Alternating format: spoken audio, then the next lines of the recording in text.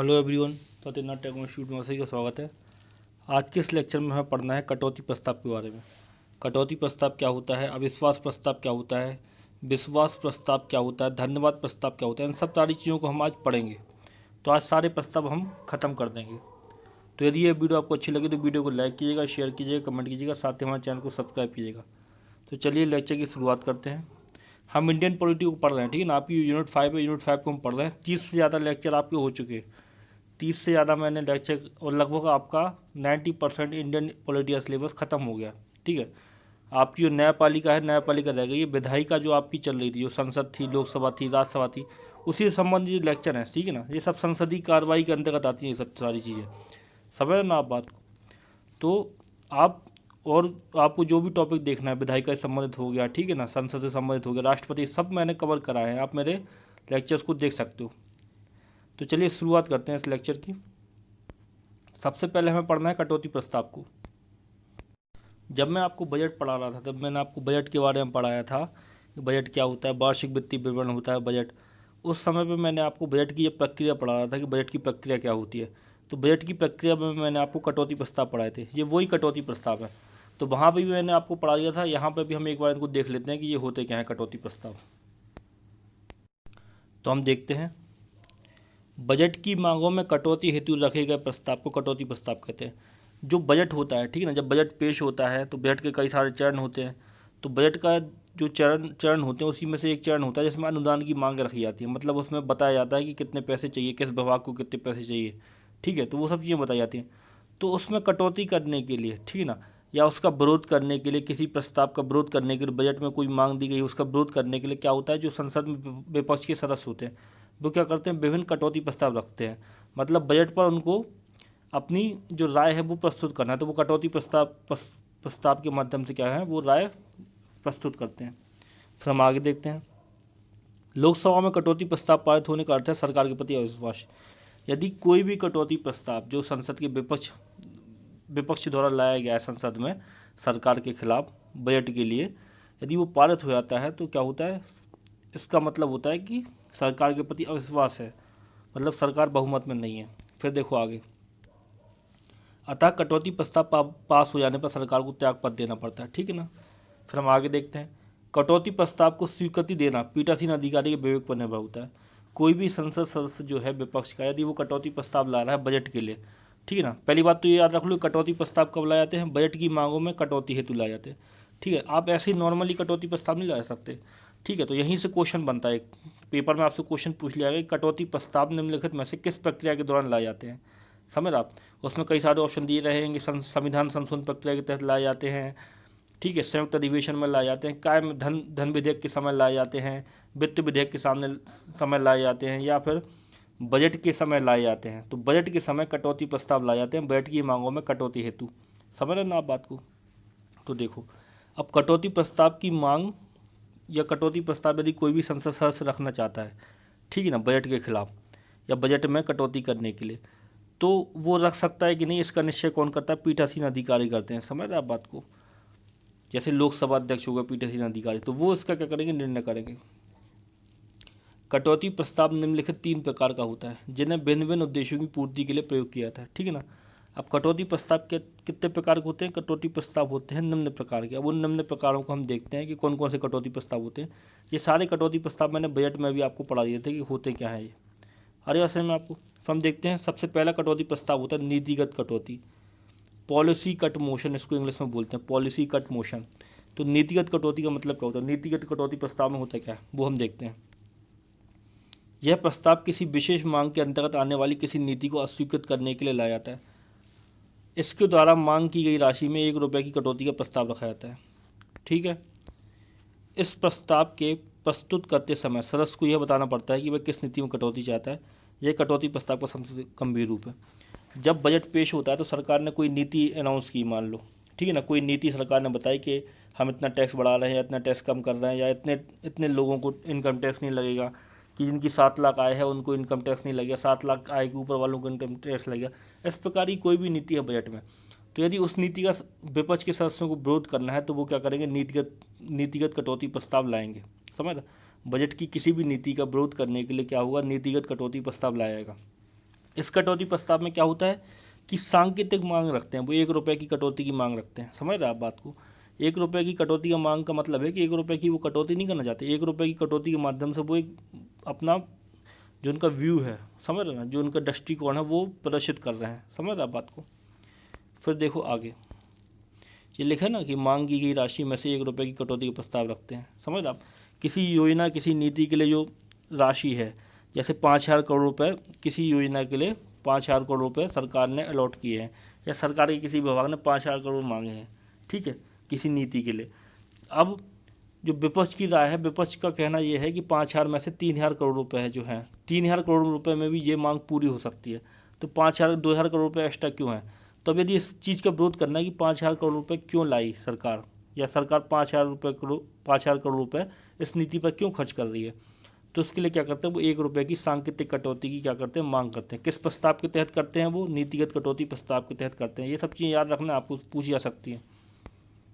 फिर देखो आगे, इस प्रस्ताव को यानी नीतिगत कटौती प्रस्ताव को प्रस्तुत करते समय सदस्य को यह बताना पड़ता है कि वह किस नीति में कटौती करना चाहता है, ठीक है ना। जब भी नीतिगत कटौती लाई जाती है तो सदस्य जो होते हैं, विपक्ष के जो सदस्य होते हैं, उनको यह बताना पड़ता है कि वो किस नीति में कटौती चाहते हैं, उस नीति का जिक्र करना पड़ता है। यह कटौती प्रस्ताव क्या है, सबसे गंभीर रूप है, ठीक है। अब हम देखते हैं दूसरी कटौती कौन सी है, या दूसरा कटौती प्रस्ताव कौन सा है। एक होती है अर्थगत कटौती प्रस्ताव, ये लिखा ना अर्थगत कटौती प्रस्ताव, इसको बोलते हैं इंग्लिश में इकोनॉमिक कट मोशन, ठीक है। तो देखते हैं इसमें क्या होता है।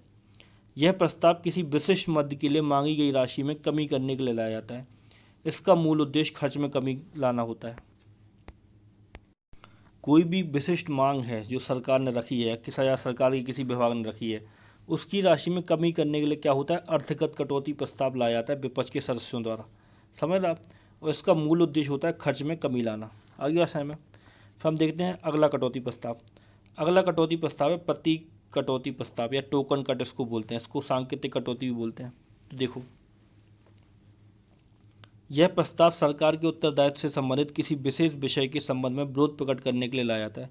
सामान्यतः इस प्रस्ताव में 100 रुपये की कटौती की जाती है। जब जो विपक्ष के सदस्य होते हैं उनको सरकारी किसी विशिष्ट विषय पर, ठीक है ना, कोई विशेष शिकायत होती है, समझ रहे आप, विपक्ष के सदस्यों को, तो वो क्या करते हैं, प्रतीक कटौती लाते हैं। प्रतीक कटौती को ही सांकेतिक कटौती कहते हैं, इंग्लिश में इसको टोकन कट ही बोलते हैं, ठीक है ना। सांकेतिक आ रही है में सांकेतिक कटौती ही टोकन कट है, इसी को प्रतीक कटौती भी बोलते हैं। इसमें क्या होता है, जो अनुदान की मांग होती है, कोई विशेष मद होता है कोई, समझ रहे हैं, उसकी अनुदान की मांग होती है, उसमें से 100 रुपये की कटौती की बात करते हैं, ठीक है ना। सांकेतिक कटौती की बात करते हैं तो उसको बोलते हैं प्रतीकात्मक या सांकेतिक कटौती प्रस्ताव। आ रही है में? तो ये हो गया कटौती प्रस्ताव खत्म। आपके ना समझ में आए तो आप मेरे को कमेंट करके बता सकते हो, कोई भी चीज़ यदि आपको समझ में नहीं आ रही है तो आप मेरे को बता सकते हो, मैं आपको दोबारा से समझाऊंगा। बजट वाले सेशन में जाके देख लेना, बजट वाला जो लेक्चर था उसमें देख लेना जाके, तो उसमें भी मैंने ये अच्छे तरीके से पढ़ाया है। अब आता है, अब जो कटौती प्रस्ताव खत्म हो गया, ठीक है ना। अब आता है अविश्वास प्रस्ताव, नो कॉन्फिडेंस मोशन जिसको बोलते हैं। ये सबसे महत्वपूर्ण प्रस्ताव है, यहाँ से क्वेश्चन आते हैं। आपने सुना होगा अविश्वास प्रस्ताव, ठीक है ना। अविश्वास प्रस्ताव के बारे में सुना होगा, विश्वास प्रस्ताव के बारे में सुना होगा, तो ये बहुत ही इम्पोर्टेंट है, ठीक है ना। इसको समझ लो ये होता क्या है। तो देखो, अविश्वास प्रस्ताव जो है, अविश्वास प्रस्ताव का मतलब है सरकार में अविश्वास प्रस्ताव करना, मतलब सरकार में बिलीव नहीं करते। विपक्ष के सदस्य जो होते हैं वो अविश्वास प्रस्ताव को लाते हैं। समझ आप बात को? किस लिए लाते हैं? सरकार से वो नाराज़ हो, किसी सरकारी किसी कार्य पर, या सरकार उनकी कोई मांग ना सुन रही हो, या सरकार गरीबों की हेल्प नहीं कर रही हो, कोई भी कारण हो सकता है। कारण बताना भी जरूरी नहीं है अविश्वास प्रस्ताव के लिए, कोई भी कारण बताना जरूरी नहीं है। केवल सरकार जो है, या जो कार्यपालिका है, ठीक है ना, प्रधानमंत्री और मंत्रिपरिषद जो हैं, उनके खिलाफ केवल अविश्वास हो विपक्ष के सदस्यों को, तो वो क्या करते हैं, उनके विरोध में क्या कर सकते हैं, अविश्वास प्रस्ताव को ला सकते हैं। उसको इंग्लिश में बोलते हैं नो कॉन्फिडेंस मोशन। अब इसको हम देखते हैं, ठीक है। तो देखो, भारत के संविधान में अविश्वास प्रस्ताव का उल्लेख नहीं है। अविश्वास प्रस्ताव जो है भारत के संविधान में कहीं भी इसका उल्लेख नहीं है। कई सारी चीज़ें ऐसी होती हैं जो संसदीय परंपरा बन जाती हैं, जो हमारे यहाँ पे क्या होता है, हमारे यहाँ पे डेवलप हो जाती हैं वो चीज़ें, और फिर वो परंपरा बनने के कारण क्या होती हैं, संसद की कार्रवाइयाँ बन जाती हैं, ठीक है। समझ रहे आप बात को? तो अविश्वास प्रस्ताव भी ऐसी है, संविधान में इसका कहीं उल्लेख नहीं है, ठीक है, लेकिन ये संसद की क्या है, परंपरा बन गई, संसद ने खुद डेवलप कर लिया अविश्वास प्रस्ताव को, ठीक है।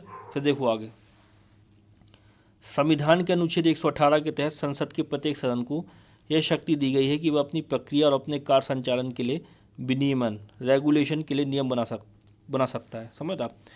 तो मतलब संसद के जो सदन हैं, लोकसभा और राज्यसभा, उनको अनुच्छेद 118 के तहत शक्ति प्रदान की गई है कि वह अपने कार्य संचालन के लिए क्या कर सकते हैं, नियम बना सकते हैं। अनुच्छेद 118 फिर से देख लो, ये इंपॉर्टेंट अनुच्छेद है। अनुच्छेद 118 पावर देता है लोकसभा और राज्यसभा को कि वो क्या कर सकते हैं, अपनी प्रक्रिया संचालन के लिए क्या कर सकते हैं, अपने नियम बना सकते हैं। अतः लोकसभा ने नियम 198 के अंतर्गत मंत्रियों के विरुद्ध अविश्वास प्रस्ताव की प्रक्रिया के लिए नियम बनाया है। ठीक है, समझ रहा बात को? संविधान में इसका उल्लेख नहीं था, संविधान में उल्लेख था केवल अनुच्छेद 118 का। अनुच्छेद 118 जो है वो लोकसभा और राज्यसभा को ये पावर दे सकता है कि वो अपने कार्य संचालन के लिए वहाँ पे कैसी कार्रवाई होगी उसके लिए नियम बना सकते हैं। तो अनुच्छेद 118 का यूज करते हुए क्या किया लोकसभा और राज्यसभा या संसद ने, क्या किया, अनुच्छेद वो नियम 198 के तहत क्या किया, अविश्वास प्रस्ताव से संबंधित क्या बना लिए, नियम बना लिए। समझ आप बात को? फिर देखो आगे, अविश्वास प्रस्ताव केवल लोकसभा की कार्रवाई के साथ ही जुड़ा हुआ है। अविश्वास प्रस्ताव जो है केवल लोकसभा में लाया जाता है, ठीक है ना। इसे लोकसभा में मुख्य विपक्षी दल या विपक्षी दलों द्वारा प्रस्तुत किया जाता है, ठीक है ना। जो लोकसभा में जो मुख्य विपक्षी दल होता है उसके द्वारा क्या होता है, अविश्वास प्रस्ताव को लाया जाता है। और साथ ही साथ यदि कोई मुख्य विपक्षी दल नहीं है तो कई सारे विपक्षी दल मिलकर क्या होते हैं, अविश्वास प्रस्ताव को लाते हैं। फिर देखो आगे, लोकसभा के कम से कम 50 सदस्यों द्वारा अविश्वास प्रस्ताव का अनुमोदन आवश्यक है। इसे प्रस्तुत करने के लिए कोई विशेष कारण या आधार बताना आवश्यक नहीं है, ठीक है। कोई भी विशेष कारण या आधार बताने की जरूरत नहीं है। साथ ही साथ जो 50 सदस्य हैं लोकसभा के, ठीक है ना, कम से कम 50 सदस्य, ठीक है ना, उनका क्या है, अनुमोदन आवश्यक है, उनके साइन आवश्यक है या उनके समर्थन आवश्यक है अविश्वास प्रस्ताव को लाने के लिए। मतलब 50 लोग तो उसके समर्थन में हो तब अविश्वास प्रस्ताव आप ला सकते हो सरकार के खिलाफ। फिर देखते हैं आगे, इस प्रस्ताव के द्वारा मंत्रिपरिषद में अविश्वास प्रकट किया जाता है। यदि यह प्रस्ताव पारित हो जाता है तो मंत्रिपरिषद को त्यागपत्र देना पड़ता है, ठीक है ना। इस प्रस्ताव के द्वारा क्या करते हैं, अविश्वास प्रस्ताव लाते हैं विपक्ष के सदस्य, और यदि वह पारित हो जाए तो क्या होता है, मंत्रिपरिषद को क्या करना पड़ता है, त्यागपत्र देना पड़ता है। इसका मतलब ये होता है, अविश्वास प्रस्ताव यदि पारित हो जाए मंत्रिपरिषद के खिलाफ तो इसका मतलब ये होता है कि मंत्रिपरिषद के पास बहुमत नहीं है, जिस दल की सरकार है उसके पास बहुमत नहीं है, तभी तो प्रस्ताव पारित हो गया। समझ लेना, आप समझने की कोशिश करो। जैसे 500 सदस्य हैं मान लो लोकसभा में, ठीक है। अब 300 सदस्य जो हैं वो क्या हैं, एक विपक्षी पार्टी, वो जो सरकार है जिस पार्टी की उसके 300 सदस्य हैं, और 200 सदस्य जो हैं वो विपक्षी दल के हैं। समझ रहे? जब 300 सदस्य इनके पास हैं तभी तो ये क्या है, बहुमत है इनके पास में, तभी ये क्या कहते, तभी ये सरकार बना है ये वाला दल जो है। मान लो अविश्वास प्रस्ताव आता है, मान लो अविश्वास प्रस्ताव आया, ठीक है, और इसके पक्ष में क्या होती है, वोटिंग होती है। अब 200 सदस्य विपक्ष में हैं, वो अविश्वास प्रस्ताव लाए, ठीक है ना, और 300 सदस्य जो हैं वो सरकार के पास है। पक्ष में वोटिंग मान लो 305 हो जाए, मान लो 305 सदस्य क्या कर दें, अविश्वास प्रस्ताव के पक्ष में वोटिंग कर दें, तो क्या होगा, ये पारित मान लिया जाएगा अविश्वास प्रस्ताव, क्योंकि 305 सदस्यों ने इसका अनुमोदन कर दिया। जबकि विपक्ष में कितने सदस्य थे, विपक्ष में केवल 200 सदस्य थे। समझ रहे ना आप? अब 105 सदस्य कहाँ से आए, 105 सदस्य सरकारी की तरफ से आए, उन्होंने भी अविश्वास प्रस्ताव पारित कर दिया। इसका मतलब ये हुआ कि जो 300 का बहुमत है ये सरकार के पास है ही नहीं है, इसमें से 105 लोग जो है वो विपक्ष के साथ हैं, और वो क्या, अविश्वास प्रस्ताव मतलब वो अविश्वास पेश कर रहे हैं सरकार के खिलाफ। समझ रहे ना बात आप? तो ये चीज़ है। तो यदि ये प्रस्ताव पारित हो जाता है तो मंत्रिपरिषद को क्या करना पड़ता है, त्यागपत्र देना पड़ता है। सर्वप्रथम अविश्वास प्रस्ताव जवाहरलाल नेहरू मंत्रिपरिषद के विरुद्ध 1963 ईस्वी में आचार्य कृपलानी द्वारा लाया गया था, जो गिर गया था, ठीक है ना। सबसे पहले अविश्वास प्रस्ताव किसी प्रधानमंत्री के खिलाफ आया है तो वो आया है जवाहरलाल नेहरू के खिलाफ। जवाहरलाल नेहरू की गवर्नमेंट में, ठीक है ना, जो मंत्रिपरिषद थी उसके खिलाफ आया था 1963 में सबसे पहले अविश्वास प्रस्ताव। वो लाया कौन था, आचार्य कृपलानी लाए थे, जो क्या हो गया था, गिर गया था, मतलब वो पारित नहीं हो पाया था। फिर देखो आगे, अब तक लोकसभा में कुल 27 बार अविश्वास प्रस्ताव रखा गया है, जिसमें से 26 बार प्रस्ताव पास नहीं हो सका, ठीक है ना। अविश्वास प्रस्ताव अभी तक 27 बार ला चुके हैं, ठीक है, लोकसभा में। अब हमारा जो संसदीय इतिहास है हमारे देश का, जब से संसद चालू हुई है, ठीक है ना, और अभी तक वर्तमान में 2024 तक 26 बार अविश्वास प्रस्ताव लाया जा चुका है। मतलब 27 बार लाया जा चुका है और 26 बार वो पास नहीं हुआ, केवल एक बार पास हुआ है। अब उसको हमें देखना है कि एक बार कब पास हुआ था। देखो, एक बार 1978 ईस्वी में प्रधानमंत्री मोरारजी देसाई ने प्रस्ताव पास होने से पहले ही त्यागपत्र दे दिया था। ठीक है, तो 1978 ईस्वी में जो मोरारजी देसाई प्रधानमंत्री थे उनके खिलाफ अविश्वास प्रस्ताव लाया गया था, लेकिन उनको ऐसा आभास हो गया था कि भाई हमारे पास बहुमत है ही नहीं है, तो उन्होंने क्या कर दिया था, उससे पहले ही त्यागपत्र दे दिया था। समझ रहे आप? और फिर अविश्वास प्रस्ताव क्या हुआ था, पारित हो गया था। फिर देखो 27वां अविश्वास प्रस्ताव जो था वो डॉक्टर मनमोहन सरकार के विरुद्ध लाया गया था, 21 जुलाई 2008 को लाया गया था, जो 19 मतों से क्या हुआ, गिर गया। ठीक है, तो ये हो गया अविश्वास प्रस्ताव। अविश्वास प्रस्ताव समझ गए ना आप? अविश्वास प्रस्ताव लाया जाता है प्रधानमंत्री और मंत्रिपरिषद के खिलाफ अविश्वास प्रस्ताव लाया जाता है उनके खिलाफ अविश्वास पेश करने के लिए या उनमें अविश्वास प्रकट करने के लिए। समझ आप बात को? तो ये विपक्ष के सदस्यों द्वारा लाया जाता है, और यदि ये पारित हो जाता है तो फिर मंत्रिपरिषद और प्रधानमंत्री को त्यागपत्र देना पड़ता है। अभी तक 27 बार अविश्वास प्रस्ताव लाया जा चुका है संसद में, जिसमें से 26 बार वो पास ही नहीं हुआ। एक बार पास हुआ था मोरारजी देसाई के समय, और उनको त्यागपत्र देना पड़ा था। समझ रहा बात? अब हम देखते हैं विश्वास प्रस्ताव। जैसे हमने देखा नो कॉन्फिडेंस मोशन, ठीक है ना, अविश्वास प्रस्ताव को, वैसे ही होता है विश्वास प्रस्ताव। अब ये कब लाया जाता है? देखो विश्वास प्रस्ताव, इसको बोलते हैं इंग्लिश में मोशन ऑफ कॉन्फिडेंस। तो देखो शून्यकाल के समान ही विश्वास प्रस्ताव भी भारतीय संसदीय परंपरा की देन है। संसदीय व्यवस्था के अंतर्गत सिर्फ अविश्वास प्रस्ताव का ही प्रावधान होता है। ठीक है, तो जो विश्वास प्रस्ताव है उसके लिए कोई नियम भी नहीं बनाया संसद ने। ये भी क्या है, संसद की परंपरा है। संसद की परंपरा से, भारतीय संसदीय परंपरा से क्या हुआ है, ये विकसित हुआ है विश्वास प्रस्ताव भी। जैसे शून्यकाल, जब मैं आपको पढ़ा रहा था ना कि शून्यकाल होता है, शून्यकाल में कोई भी प्रश्न पूछ सकता है, उस प्रश्न को पहले से बताना भी नहीं पड़ता है लोकसभा अध्यक्ष को। ये सब चीज़ें मैंने शून्यकाल में पढ़ाई थी। आप मेरा पिछला लेक्चर देखोगे तो उसमें मैंने आपको शून्यकाल पढ़ाया था। ये सब चीज़ें आती हैं संसदीय प्रक्रिया के अंतर्गत। संसदीय प्रक्रिया के अंतर्गत ये सब चीज़ें आती हैं, उन्हीं में हम संसदीय प्रक्रिया में ही हम प्रस्तावों को पढ़ रहे हैं। ठीक है, तो विश्वास प्रस्ताव भी जो है वो भारतीय संसदीय परंपरा की देन है। ठीक है, शून्यकाल की तरह। फिर हम देखते हैं आगे विश्वास प्रस्ताव होता क्या है। तो देखो विश्वास प्रस्ताव प्रधानमंत्री अथवा मंत्रिपरिषद के किसी सदस्य द्वारा लाया जाता है जब राष्ट्रपति को इस बात का संदेह हो जाता है कि प्रधानमंत्री को लोकसभा में बहुमत प्राप्त नहीं है, तो वह मंत्रिपरिषद से विश्वास प्रस्ताव लाने के लिए कहता है। समझ आप बात को? तो अविश्वास प्रस्ताव में क्या था कि विपक्ष के सदस्य लाते थे सरकार के खिलाफ, लेकिन विश्वास प्रस्ताव जो है वो सरकार स्वयं लाती है। मतलब प्रधानमंत्री या उसकी जो मंत्रिपरिषद होती है वो स्वयं लाती है विश्वास प्रस्ताव, ये बताने के लिए कि उसके पास में बहुमत है। समझ आप बात को? तो विश्वास प्रस्ताव को कौन लाता है? प्रधानमंत्री और मंत्रिपरिषद स्वयं लाते हैं। जबकि अविश्वास प्रस्ताव में उल्टा था। अविश्वास प्रस्ताव में क्या होता था, विपक्ष के सदस्य लाते थे सरकार के खिलाफ, जबकि इसमें सरकार स्वयं विश्वास प्रस्ताव लाती है, ये बताने के लिए राष्ट्रपति को, ठीक है ना, कि उनके पास में बहुमत है। ये लिखा ना कि जब राष्ट्रपति को इस बात का संदेह होता है कि प्रधानमंत्री को लोकसभा में बहुमत प्राप्त नहीं है, तो वह मंत्रिपरिषद से विश्वास प्रस्ताव लाने के लिए कहता है। ठीक है, अभी आपने कुछ दिन पहले, आप यदि इंडियन पॉलिटी को देखते हो या आप न्यूज़ देखते हो तो आपने सुना होगा हमारे देश में दो प्रकार के अलायंस हैं। ठीक है ना, अभी यदि राष्ट्रीय स्तर पर देखें तो एक है एनडीए, ठीक है ना, ये बीजेपी और बीजेपी से के साथ जो पार्टियां हैं वो हैं। एक है इंडिया गठबंधन, जो अभी हाल ही में बना था। जितने भी विपक्षी दल थे देश के, उन्होंने क्या किया था, इंडिया गठबंधन बनाया था। ठीक है, इंडिया गठबंधन, विश्वास प्रस्ताव समझाने की कोशिश कर रहा हूँ आपको क्या होता है विश्वास प्रस्ताव। समझ रहे?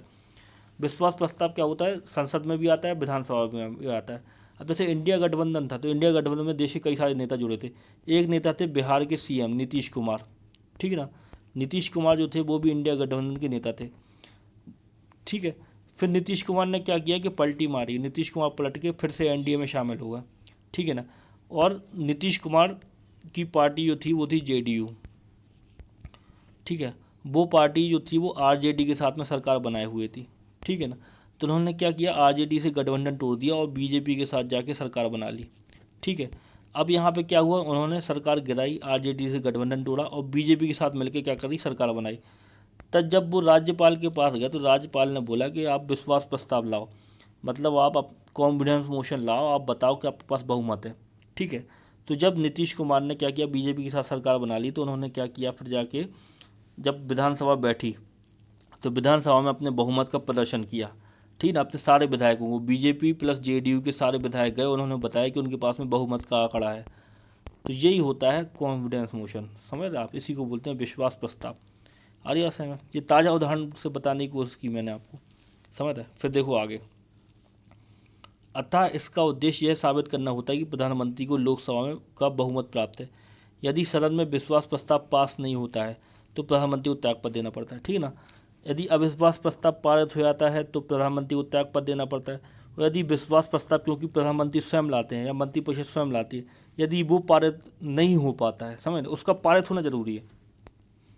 मतलब विश्वास प्रस्ताव का पारित होना जरूरी है, तभी साबित होगा कि प्रधानमंत्री के पास क्या है, बहुमत है। और यदि पारित नहीं होता है विश्वास प्रस्ताव तो फिर प्रधानमंत्री को क्या करना पड़ता है, त्यागपत्र देना पड़ता है। आ रही है समय अंतर समय आ रहे ना, अविश्वास प्रस्ताव और विश्वास प्रस्ताव में नो कॉन्फिडेंस मोशन और कॉन्फिडेंस मोशन में अंतर आपको समझ में आ रहे होंगे।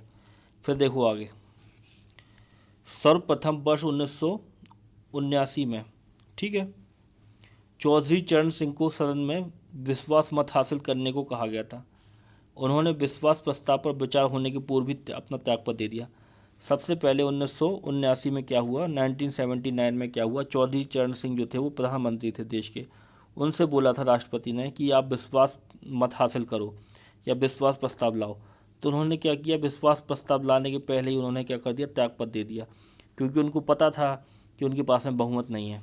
फिर देखो आगे, 1990 में श्री बीपी सिंह तथा 1997 में श्री एच.डी. देवगौड़ा ने विश्वास मत प्राप्त न कर पाने के कारण अपना त्यागपत्र दे दिया था, ठीक है ना। सबसे पहले कब हुआ, चौधरी चरण सिंह के समय विश्वास प्रस्ताव पारित ही नहीं हुआ, मतलब विश्वास प्रस्ताव लाने के लिए उनसे कहा गया, उनको पता था कि हमारे पास बहुमत है नहीं, तो उन्होंने पहले ही त्यागपत्र दे दिया, वो विश्वास पत्र लाए नहीं, ठीक है ना।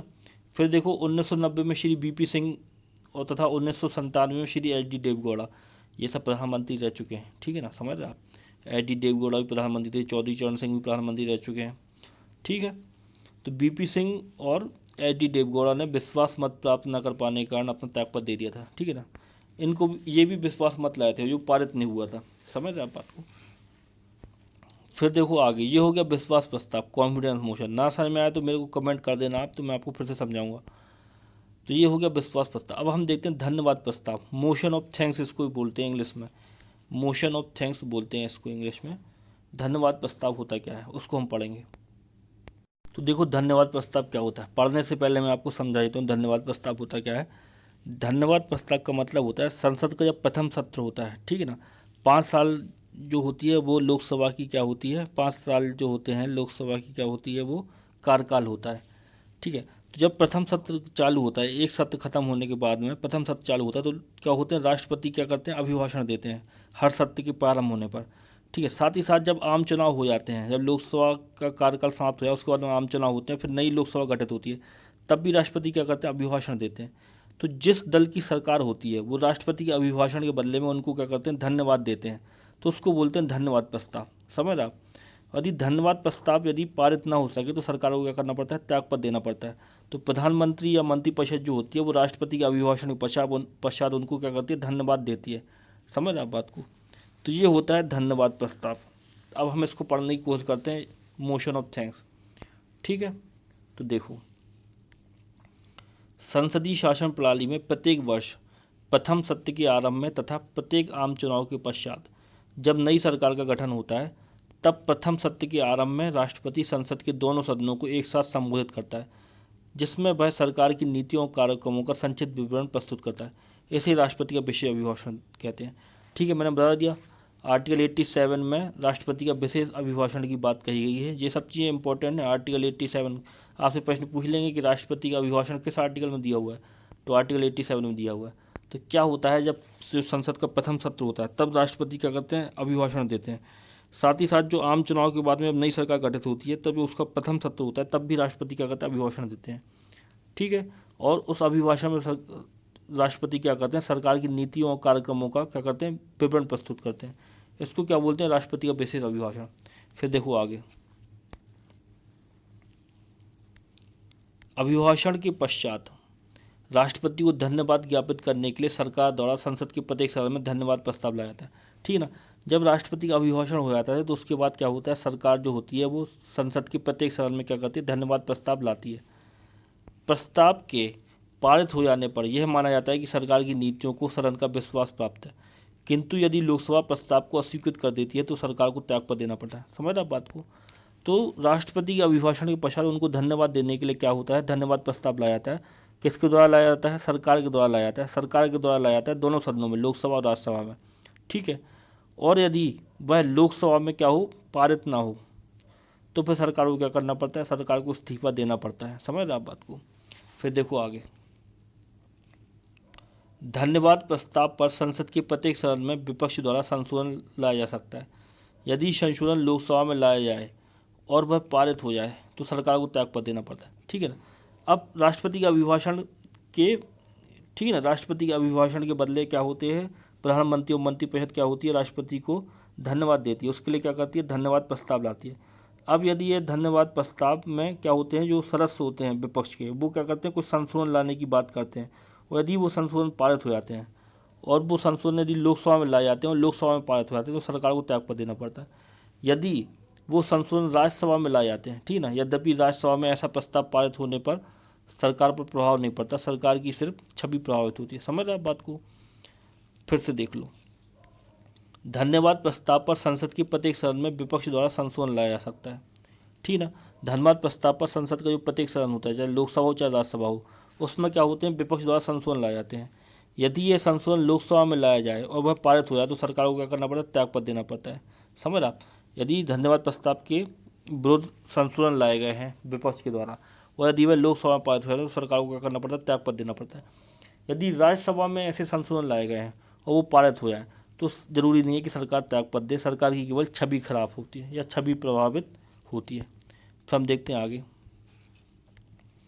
वर्ष 2015 में लगातार दूसरे वर्ष धन्यवाद प्रस्ताव पर राज्यसभा में विपक्ष समर्थित संशोधन पारित किया गया था, ठीक है ना।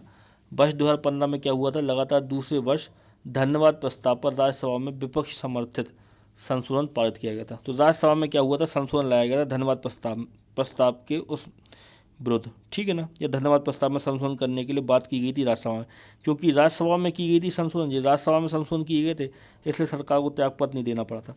यदि यही संशोधन लोकसभा में पारित हो जाते धन्यवाद प्रस्ताव के खिलाफ तो सरकार को क्या करना पड़ता? त्यागपत्र देना पड़ता। फिर देखो आगे, वर्ष 2014 में धन्यवाद प्रस्ताव में काले धन के मुद्दे पर संशोधन करवाया गया था। तो वर्ष 2014 जो है उसमें धन्यवाद प्रस्ताव जब लाया गया था तो उसमें काले धन का जो मुद्दा था उस पर संशोधन कराया गया था।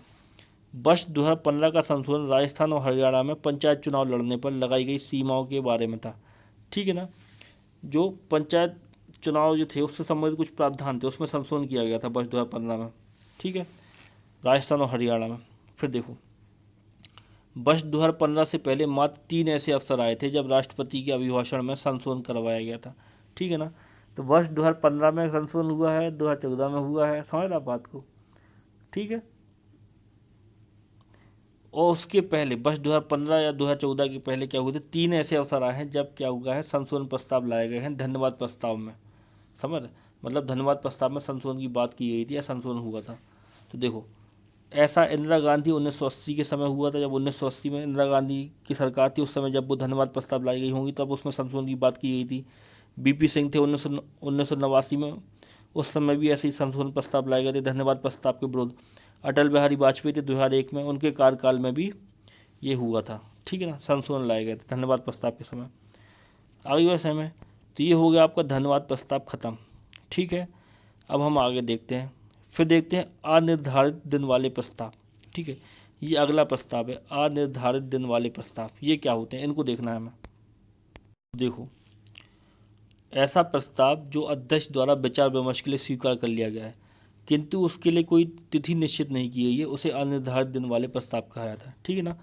अनिर्धारित दिन वाले प्रस्ताव ऐसे प्रस्ताव हैं जो लोकसभा के अध्यक्ष द्वारा क्या कर लिया गया है? विचार विमर्श के लिए स्वीकार कर लिया गया है किंतु उसके लिए कोई तिथि निश्चित नहीं की गई है। समझ आप, उसे अनिर्धारित दिन वाले प्रस्ताव कहा जाता है। आ गया समझ में? तो ये हो गया अनिर्धारित दिन वाले प्रस्ताव। अब हम देखते हैं अगले मूल प्रस्ताव कि मूल प्रस्ताव क्या होते हैं। तो देखो, मूल प्रस्ताव एक ऐसा प्रस्ताव होता है जो अपने आप में पूर्ण होता है। इसे इस प्रकार तैयार किया जाता है कि उससे सदन के फैसले की अभिव्यक्ति हो सके, ठीक है ना। ऐसा प्रस्ताव जो अपने आप में पूर्ण हो उसको बोलते हैं मूल प्रस्ताव, ठीक है ना। और उसको इस प्रकार से तैयार किया जाता है कि उससे क्या हो? सदन की अभिव्यक्ति हो, सदन के फैसले की अभिव्यक्ति हो, उसको बोलते हैं मूल प्रस्ताव। अब देखो, मूल प्रस्ताव में कौन कौन से प्रस्ताव आते हैं, ठीक है ना। ऐसा क्वेश्चन आ सकता है कि निम्नलिखित में से कौन सा मूल प्रस्ताव है या निम्नलिखित में से कौन सा मूल प्रस्ताव के अंतर्गत आते हैं, समझ, इस प्रकार के क्वेश्चन आ सकते हैं।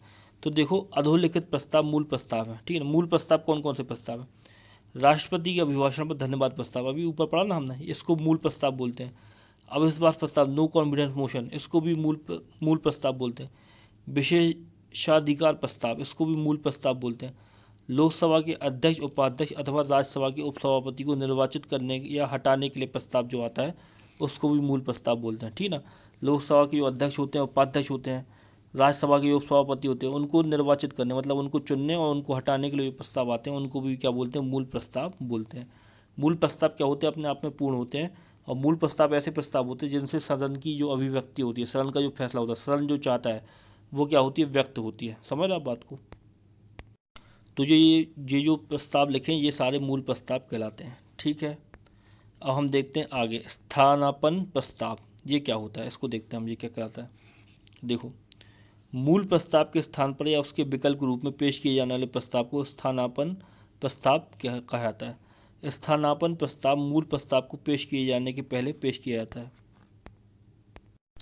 तो ऐसा प्रस्ताव, ऐसा कोई भी प्रस्ताव जो मूल प्रस्ताव है उसके स्थान पर या उसके विकल्प के रूप में पेश किया जाता है कि यदि ये नहीं तो ये वाला कर सकते आप, उसको बोलते हैं स्थानापन्न प्रस्ताव। समझ रहे आप बात को? ठीक है। अब हम देखते हैं आगे। फिर देखो संशोधन प्रस्ताव। संशोधन प्रस्ताव क्या होते हैं?